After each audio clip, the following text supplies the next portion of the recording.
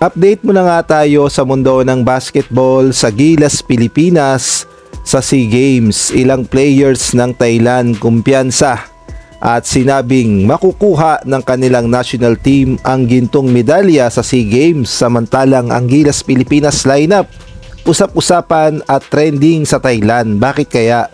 Ngunit bago tayo magpatuloy, pakipindot naman ng like, subscribe at ang notification bell para updated ka sa susunod kong i-upload.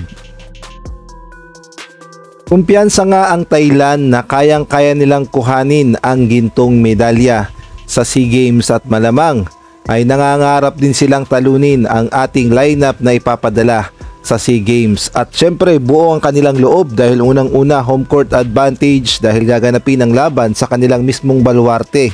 At lahat ng pabor ay sa kanila din, lalong-lalo na yung mga crowd, yung mga fans ay paniguradong napakarami at sa kanila mag-cheer. Pero malamang may mga Pilipino rin talaga na pupunta at ipaglalaban ng ating Gilas Pilipinas. At dito nga sa inilabas na article, sinasabi nga dito, malaki daw ang tsansa na makuha ng Thailand ang gintong medalya dahil sa tulong daw at pagsuporta ng mga fans.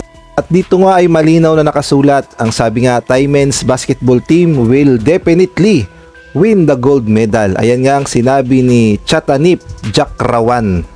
Ngunit ang nakakapagtaka lang ay kasama sa lineup nila itong si Ibrahim Diaby na ayon nga sa report ay wala naman talagang dugong Thailand at first time pa lang maglaro para sa kanilang national team dahil kung atin niyang titignan ang kanyang profile lang nakasulat nga dito, siya ay half Mali, half Congo.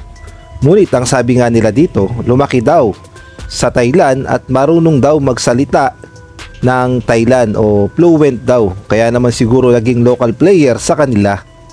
Samantalang ang atin namang Gilas Pilipinas official lineup na ipapadala sa Thailand ay usap-usapan ngayon sa social media sa Thailand, lalo na dito sa Thai Basketball Academy. Pakipollow na lang yan. Nag-comment nga yung mga netizen na Thailand at aminado silang malakas talaga ang ating ipapadala. Ang sabi nga dito, gold for sure, not right to fight.